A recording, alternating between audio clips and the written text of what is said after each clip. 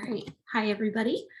Thank you for joining the CI Working Group session. This is the Analyst Mindset. I'm Jamie Burns, and I work at Arizona State University, and I will be presenting with Alba Clavati-McIntyre at the Ohio State University, and Karen Walker, also from ASU.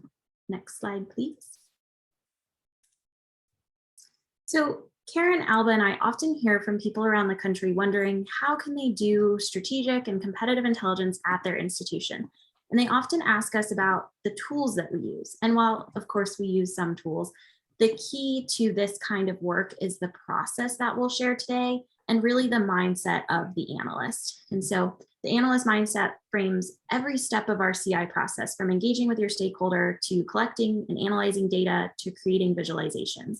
And so today, we'll walk through several slides to provide a baseline about that process. So we'll cover what is an analyst. We'll go over data versus intelligence, critical thinking, and the analyst process. And then we'll also walk through several examples from lessons we've learned through the years, kind of to highlight how the analyst mindset is really crucial for projects, in the real world. So we have this great process set up, and then we'll show you what does it really look like when you start to do this. And then we'll conclude, and we'll leave a bit of time for discussion and any questions that you all may have. Next slide, please. So when you hear the analyst mindset, you might be thinking, well, there's all kinds of analysts. And so what exactly does that mean? And it's true, the analyst category is very broad. And, if you search analyst on Google, you'll find things like financial analysts, threat analysts, all kinds of different analysts. And so, while there's many types and titles, analysts primarily in the university environment fall into two broad categories. So typically we see data analysts and then strategic intelligence, competitive intelligence analyst. And so a data analyst is someone who will gather data and information from different sources. They may create, clean, and maintain data analytics platforms and databases. They'll analyze and create visualizations, sometimes dashboards. So that type of data analysis helps in decision-making by making the data and the information available to decision makers. But ultimately, those analysts are not typically providing context and recommendations to the user. It really is up to the user to derive their own conclusions from the data. For CI and SI analysts, we aren't often creating databases. We are more users of data, not necessarily responsible for the generation and maintenance of data. And so us as analysts, we kind of take all of the information available, evaluate it, and then provide context and recommendations based on a broad view of both internal and external factors at our institutions. So fundamentally, it's really a difference of where the process starts and ends. And as Karen will discuss, we'll go through the CI and SI process here in the next couple of slides. But what we really see is that in either case, an analyst must be someone with the goal of informing decision making. And to do that successfully for your stakeholder, you really do have to utilize the analyst mindset. And so when we say the analyst mindset, what we mean is someone who seeks to inform decision making by critically thinking about their stakeholders' needs, the data itself, the context of a request for analysis, and the possible recommendations to put forward to a stakeholder. And Alba will walk us through critical thinking during this presentation. And again, you'll hear this throughout the presentation. It is our main key takeaway is that the analyst mindset is all about thinking critically through every step of your intelligence process to ensure you provide intelligence that can actually inform decision making. And so with that, I will pass it over to Karen. Thanks, Jamie. So to follow up a bit on what Jamie was just discussing, it may be helpful to make the distinction between data and intelligence.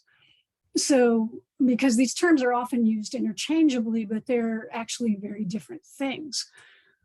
So this diagram is something we took from the Joint Chiefs of Staff Joint Intelligence Manual, and it really helps to show this relationship between data, information, and intelligence. So data are individual observations or facts which are collected from the environment, and they're typically quantifiable. but on their own, they probably don't answer a lot of questions. When you take that data and you organize it, then you get information. So it can be grouped, it can show patterns, and it may answer some simple questions.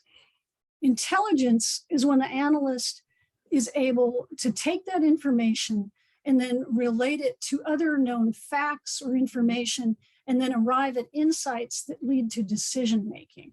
So it's this increasing complexity across this continuum and an increasing complexity of activity by the analyst. So, for example, to relate it back to something that we all would understand is if you looked up awards for a program, like an NSF program, say program XYZ, and you saw that there were 7 awards made in 2020 and 11 awards made in 2021, that's data. You just have raw numbers, basically.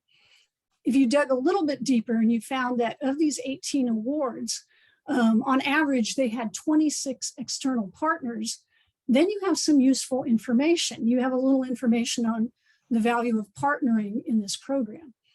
So if you went a little further and read each awardee's abstract and some press releases, and you gained a better understanding of the roles of these partners, then you could go back to your stakeholder and explain to them maybe what types of partners might be valuable for them to have as a part of their proposal submission.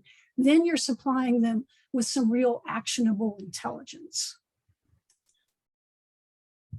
Now, there's a process that CI analysts follow in business and government, and you can find this in books or on websites. The number of steps may vary from like as many as like 4 to 8, but this basic process is the same throughout. And so it's essentially the same as what we've got on the slide here. And this is how we do CI at ASU. And I know also ALBA follows this basic process at Ohio State. And the process is important to have because you want to have a method that's reproducible. You don't want to, every time you approach a project, have to be reinventing it, recreating the wheel every time you're going to do a new project. You want to have something that you know works, right? So all of these steps are equally crucial in the process and equally important. You have to meet with your client. You really want to sit and talk with them so that you can identify what are those key questions that they need to have resolved. Identify the topic. You don't want it too broad or too narrow. You want to be able to identify the sources for your data information and collect that information and make sure it's reliable. You then have to, analyze it, provide context and meaning to that information in order to develop insights that you can deliver in some sort of format for your stakeholder so that they can then make informed decisions. But throughout this process, the analyst has to apply critical thinking to each and every step. And so Alba is going to talk now about critical thinking and how we use it in CI work. Thanks, Karen.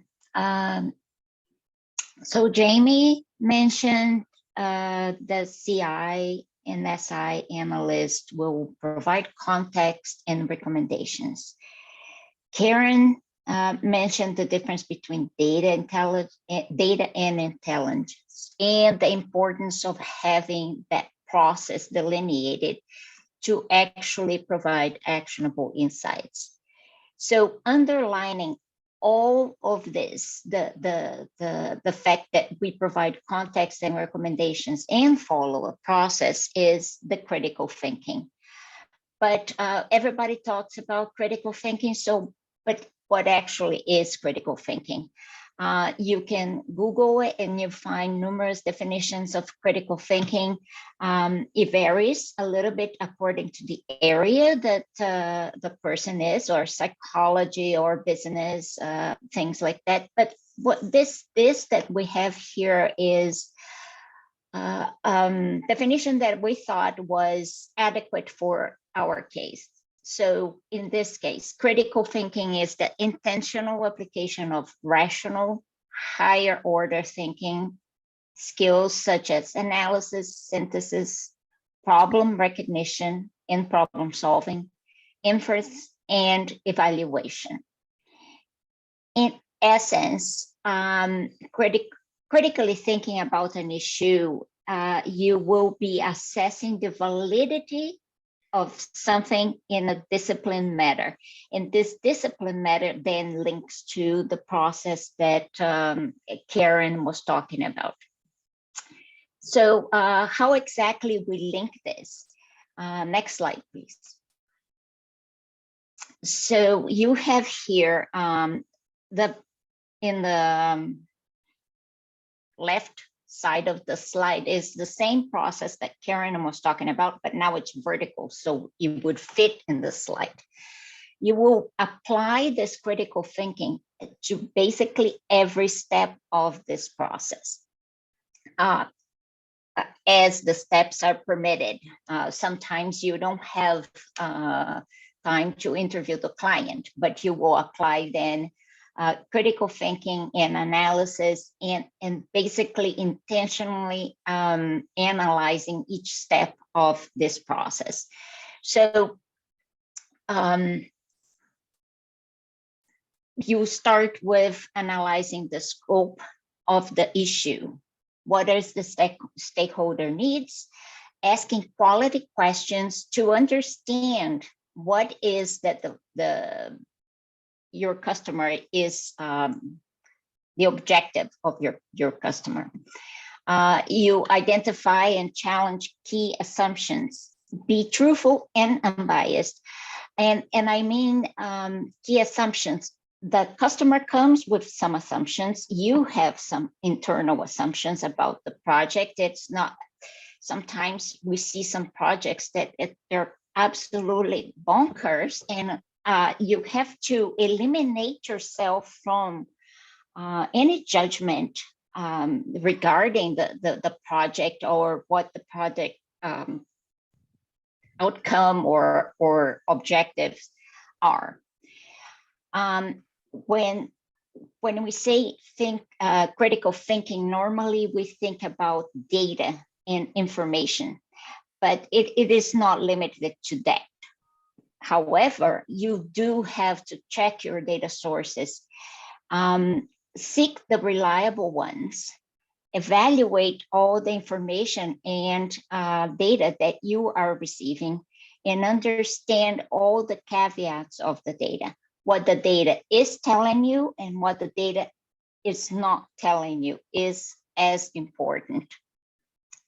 And like Jamie said, because you went through this process, you thought about critically, you thought about all the issues within the process, you are then in a position to provide not only data and information, but the context, the assumptions, and the recommendations.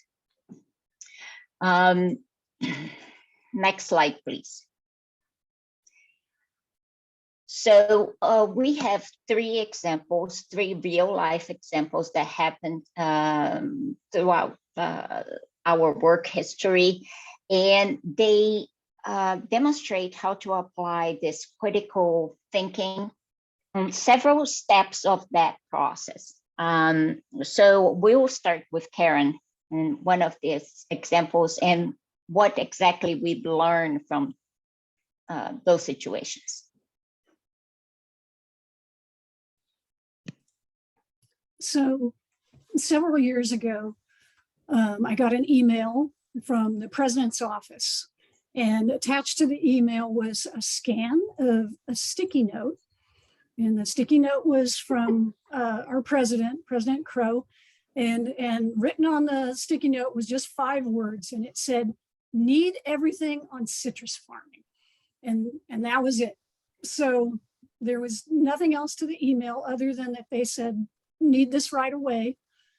And that was the request. And this was not unusual coming from the president's office. We frequently got these scans of sticky notes. And so without an understanding of what they wanted, I really didn't know how to approach the request. I mean, need everything on citrus farming. I really had no idea what they were talking about and what they wanted.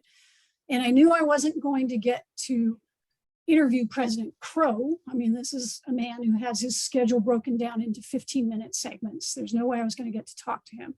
So I needed to talk to somebody. So I reached back out to the staffer who had sent me the email. And so I contacted her and I asked her basically, can you tell me, like, what is the motivation for this request? You know, what's going on? And she didn't know.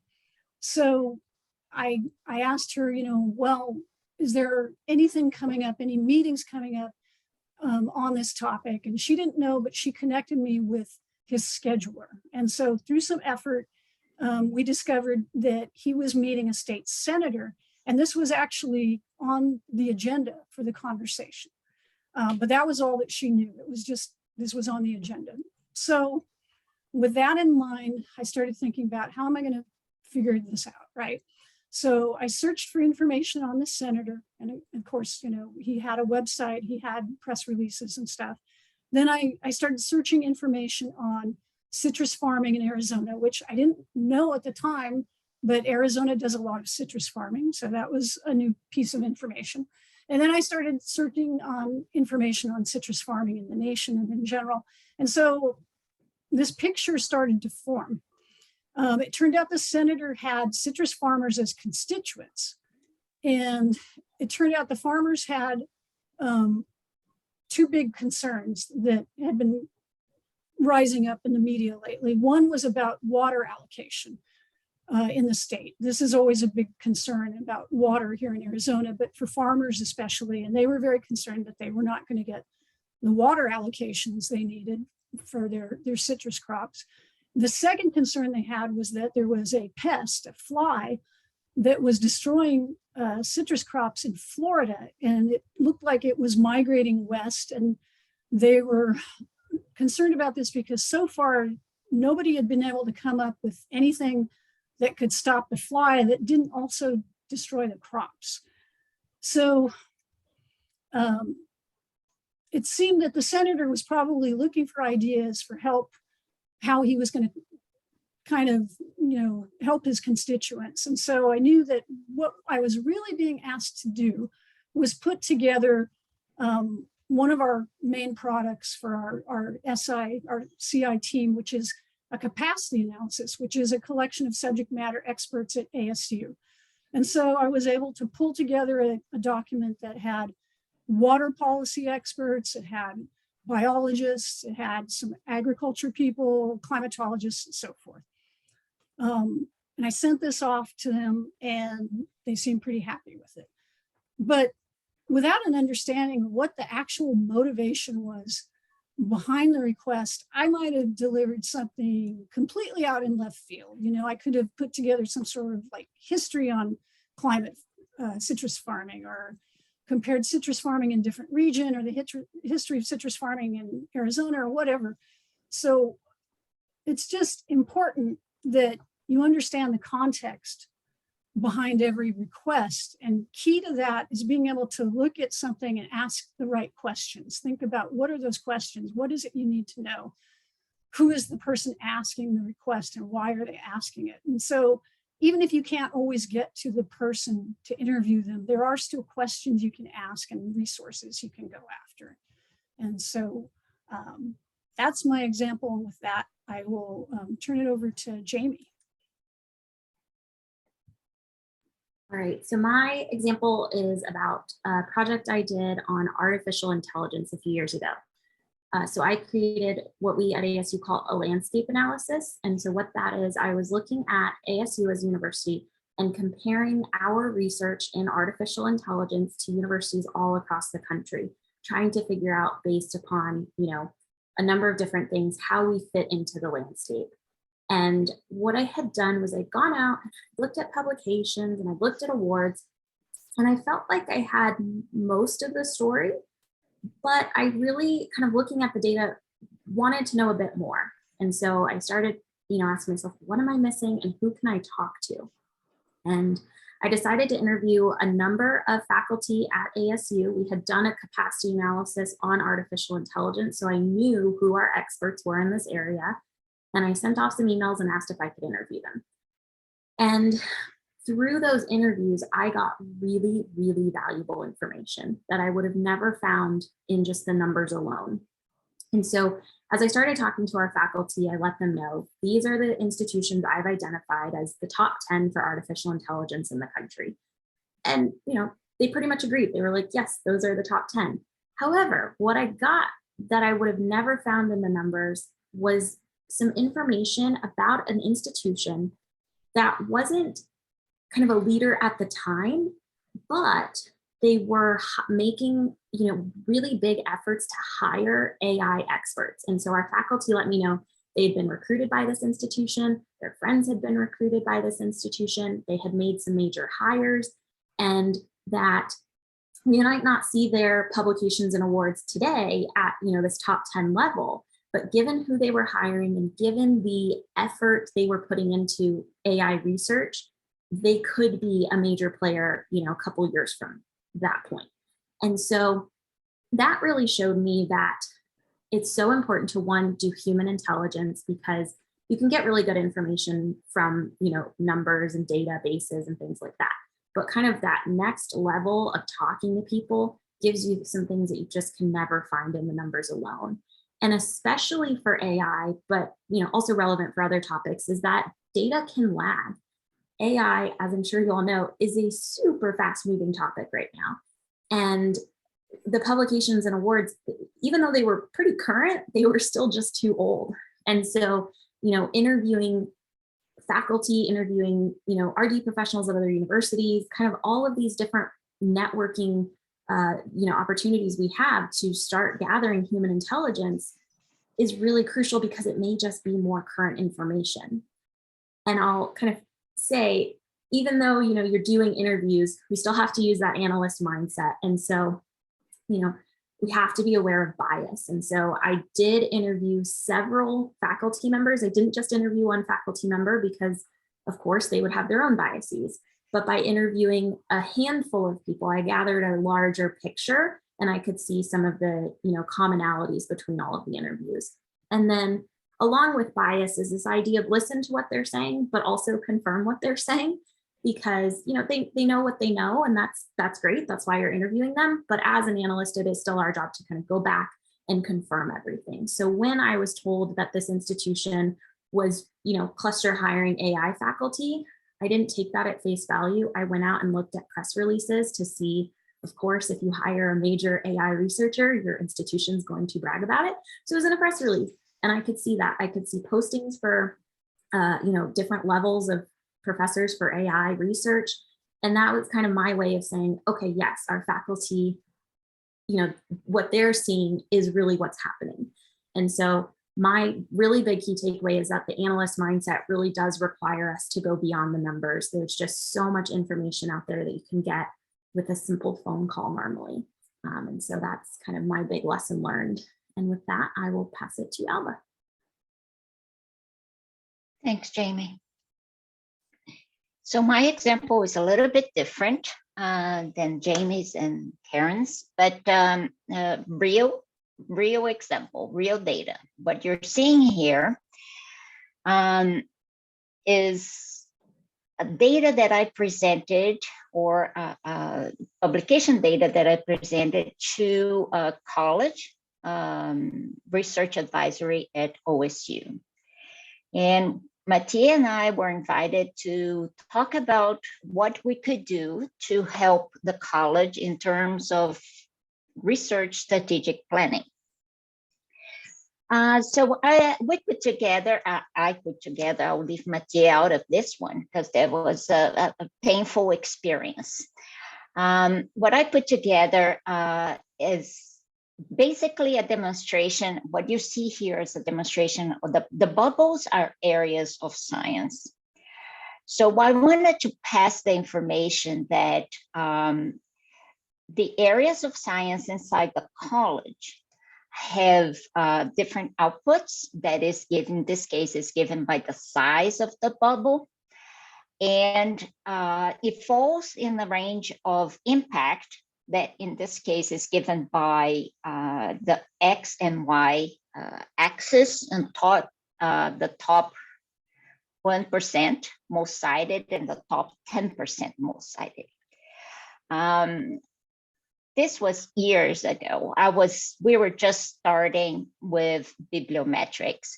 Right now, I would do this differently. But so the intent was to say, hey, you have areas that are impactful and you are doing well, and some areas, a few of those areas that are not doing so great. But I put too much emphasis on the area 96. That is the right point there, about 25 on the top 10% most cited, the uppermost point.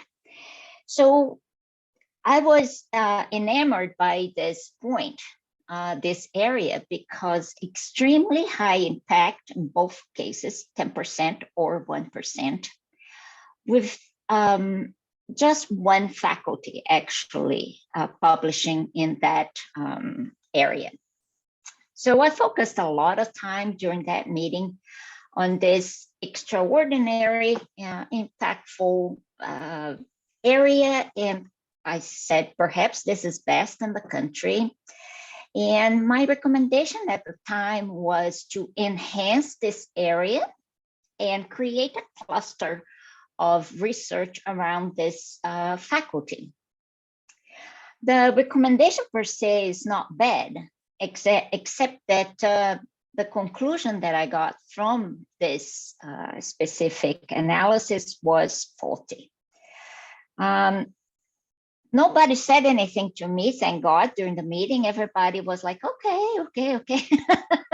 Ended the meeting, the Associate Dean of Research called me aside and said, you know, let's take a look at this area 96 a little bit better, because it doesn't make sense.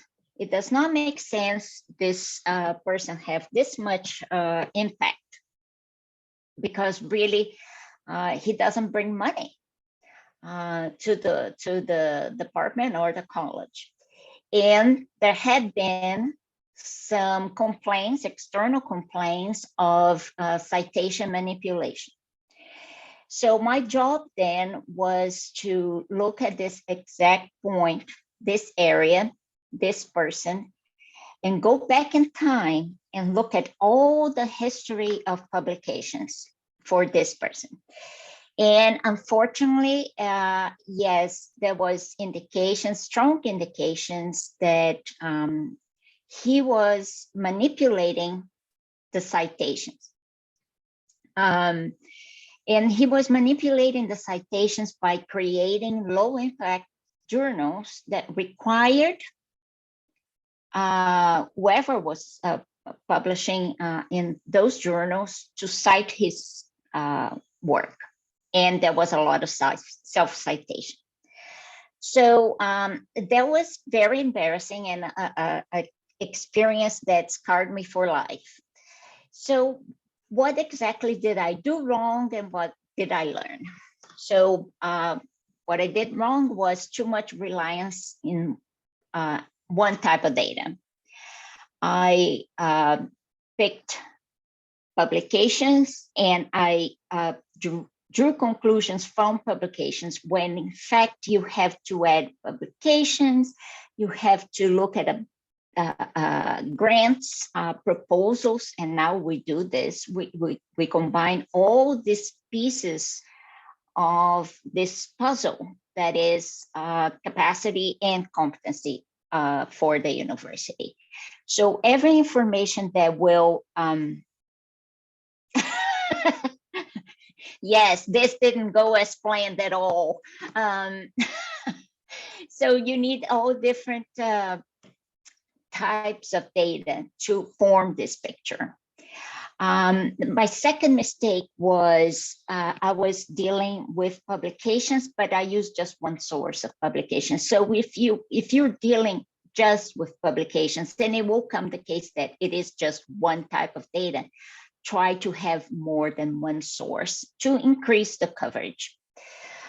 I was too quick to reach a conclusion. I was perhaps eager to show good and positive results.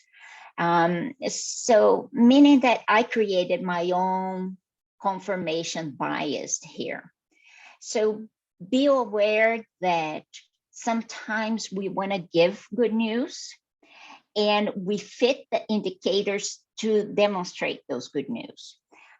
This is basically what I was doing here with the percent, the top 1% and the top 10%. And one thing that I have to say, and then I'll be done, is be very careful with analysis of this kind that comes from point and click results. This is not I didn't necessarily take this out of a tool and demonstrate it. There was some manipulation of the data, cleaning of the data to reach this point. But when you're dealing with products from Elsevier or Clarivate or Dimensions, they offer these analyses that are easy to produce. But you as the analyst have to be absolutely sure of what the data is describing. And it's always a modeling of the reality. Is this data appropriate to tell, to model the reality that you are trying to depict? So this was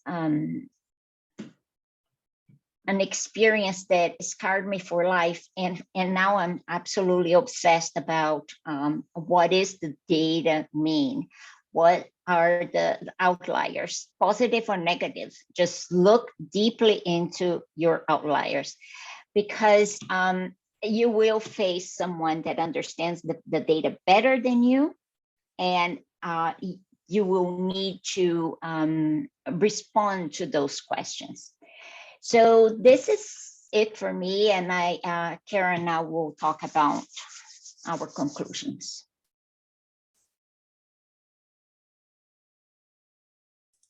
Well, Alba's a hard act to follow, but I'll do my best here. I think because I screwed up. It's a great example, I think, and we've all had times where we've had questionable data, I think, and not realized it. So that's a great example. Basically, just recapping here, just trying to get across the idea, how important it is that you understand this process, and really understand like your client's needs and motivations. Being able to work with them is so important to get your project off to the start that you need. You have to be able to scope that issue, because otherwise it can grow way out of bounds, or it could be too narrow. You have to know the right questions to ask.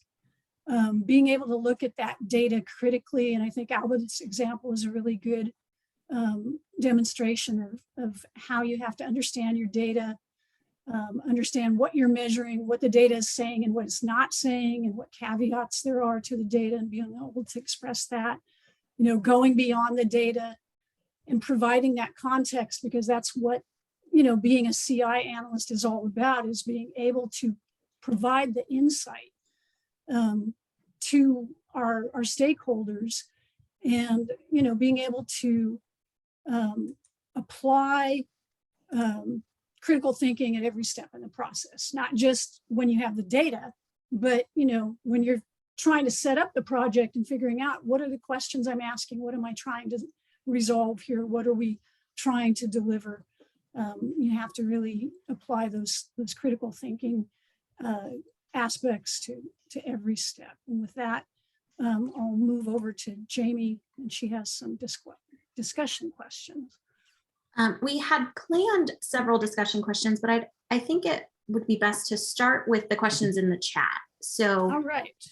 Jennifer Cryer at UCLA sent a question that says, how do you determine which experts to include i.e. in the citrus example. So if you're looking at a capacity analysis, how do you know who to include? How are you making sure you're inclusive, that you're including all of these different disciplinary or disciplines, and really kind of thinking about applied work and, you know, all of the different ways capacity could be defined. So we tend to be more inclusive than exclusive with our capacity analyses.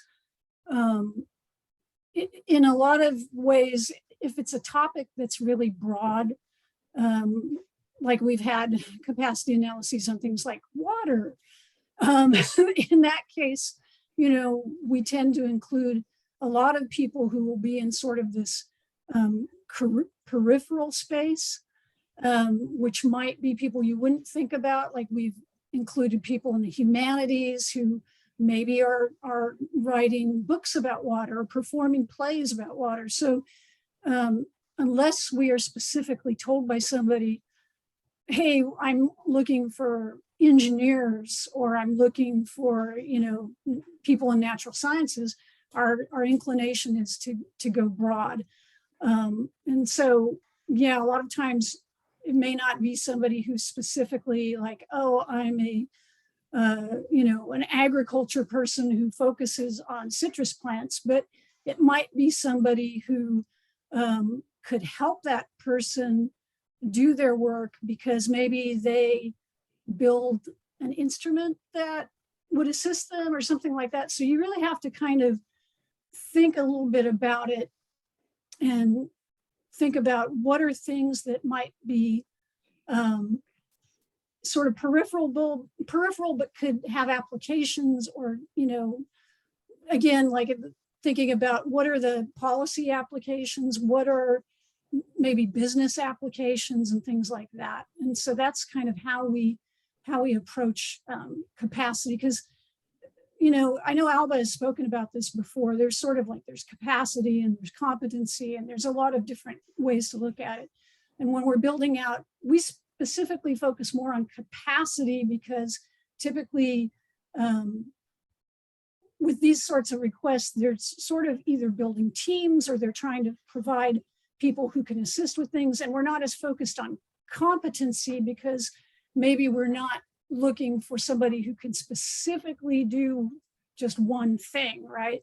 So we're not supplying, hey, here's their H index and here's how many awards they won and blah, blah, blah. But we're saying, here is a broad group of people who may be able to come together and provide solutions. I hope that answers the question. So, follow-up question. Mhm. It seems especially difficult to identify those people whose research is maybe only tangentially related to citrus farming. What are your methods for finding that out, short of, you know, scrolling through everybody's research summaries? Yeah, it is difficult. And we have probably, I don't know, 3 different databases, none of which are perfect. You know, we have supposed experts database, which is from Elsevier. And there's probably a few horror stories we could talk about with that, because keyword searches are always a gamble. You know, you can plug things in and you'll get maybe a couple of returns that are great and right on the nose, and then a bunch of stuff that's sort of nebulous, and then stuff that's like completely off target.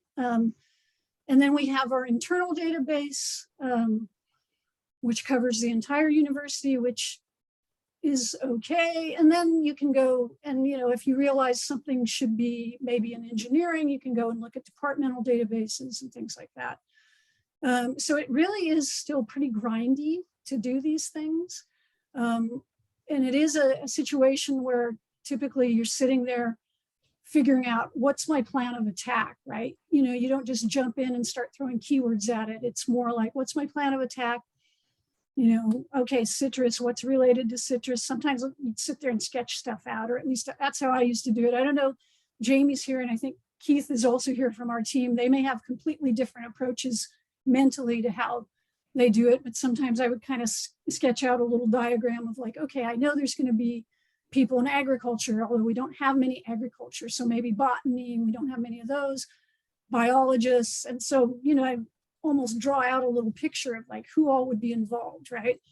And then just start, either making targeted searches, write up some keywords that I think would be pretty useful and go through the keyword search, and then kind of make your way through like, here's the most obvious stuff. Here's the next obvious.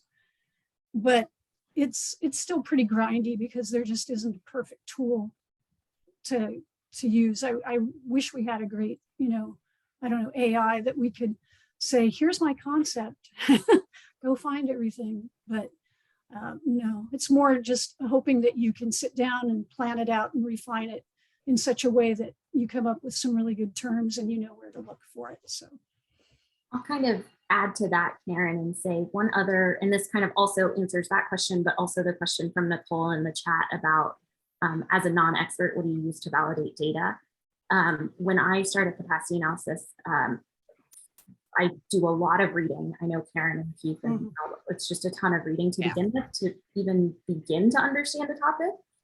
And then for trickier topics as well, like we've just interviewed faculty. So if you can find like one key person and ask them, like, what do I need to be aware of in this topic? I know Keith and I don't remember the topic now, but a few years ago, we did a topic that we just truly were like, I don't understand this topic and I'm not going to be an expert on it. And I don't need to be an expert on this. Let me just go talk to the expert. And so that's kind of really where, if it's a tricky topic and you're not sure, all of the various parts that might go into something like that, talk to one of your faculty and just ask, all of the parts of capacity they consider when assembling teams or things like that, to get an idea of what, might play into a broad picture about these things. So how many hours might it take you to do a project like that? It's a hard question because we never really just work on one project, but yeah, so I would say typically we tell our stakeholders a couple of weeks, but that's given that we're working on several different things. I will say, I think a lot of the time really does go into like investing that upfront moment in like figuring out a topic.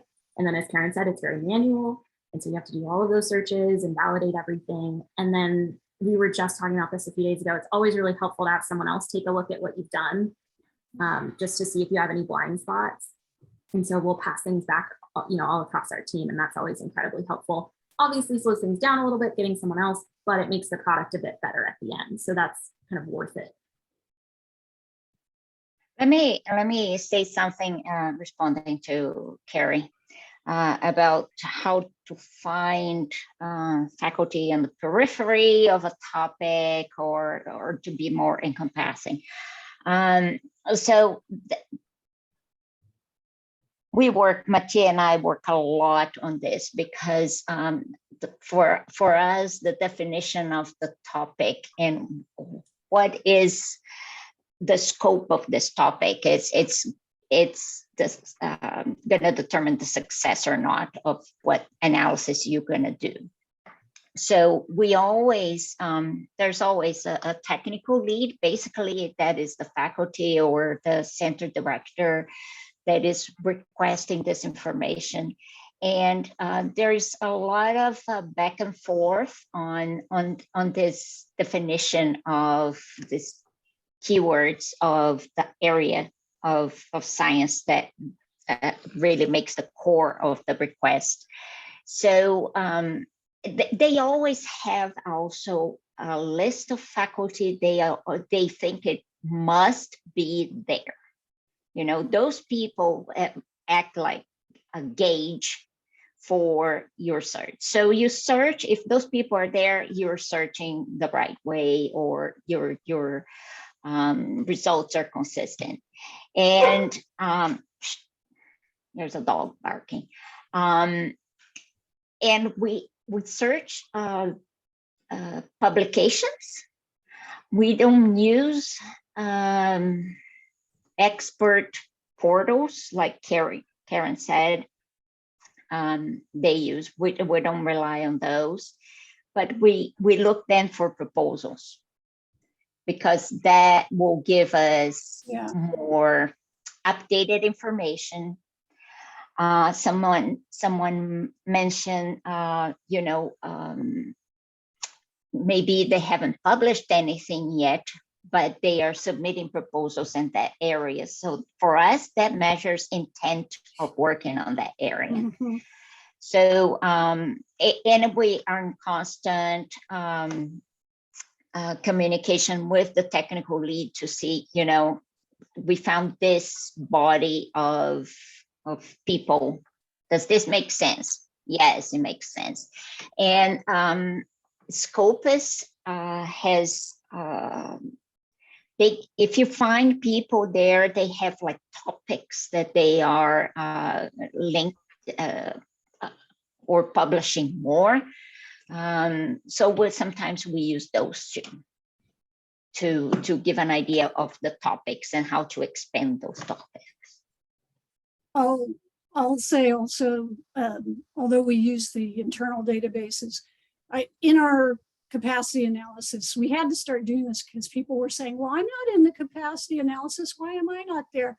We started listing the 4 criteria we have for being included. One was that it was in their bio in the internal database. 2 was that they had a recent award or proposal in the topic area. 3 was a publication within the last 5 years. And then 4 was that their dean had suggested them. So we had to establish the criteria because we had so many people always complaining, especially when Jamie did the AI capacity analysis. Apparently everyone at ASU is involved in AI in some way.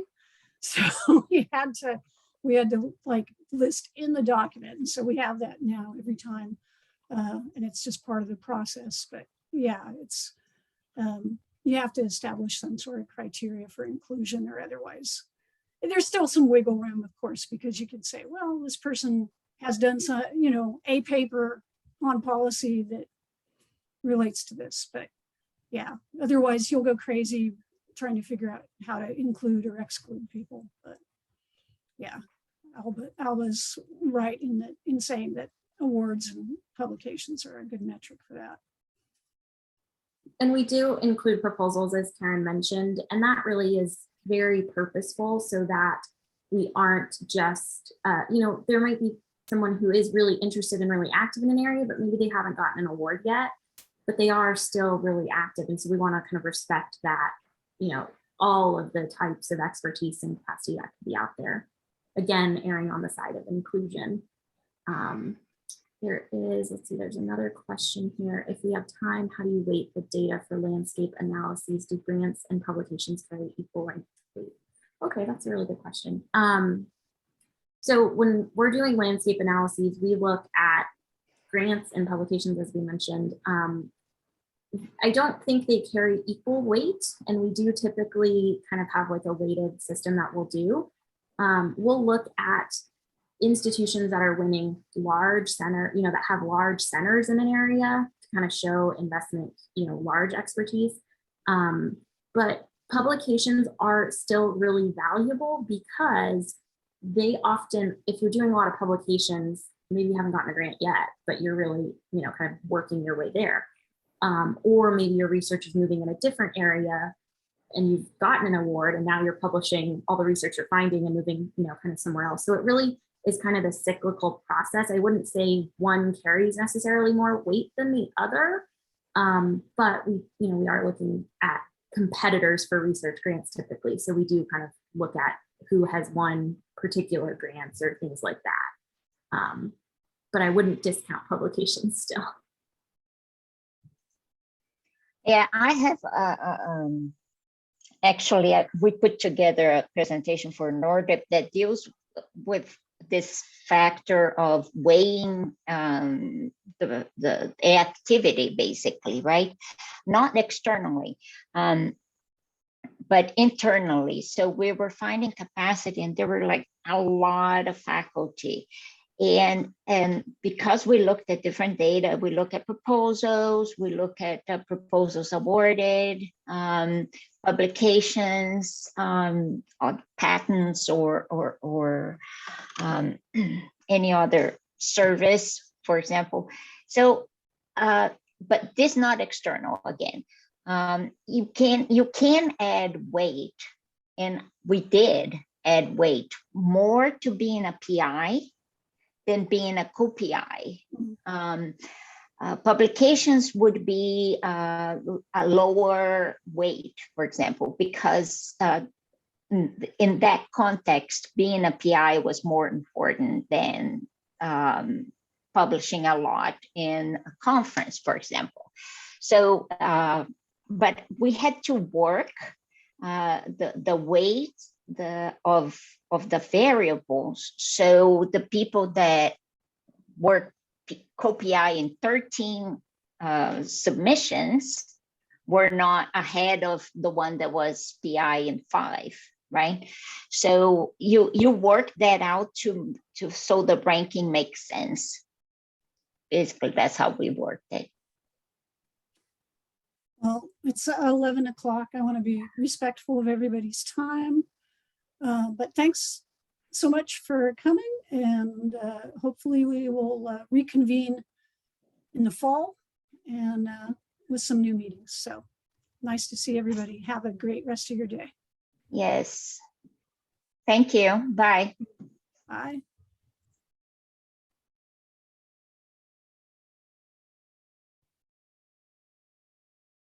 All right.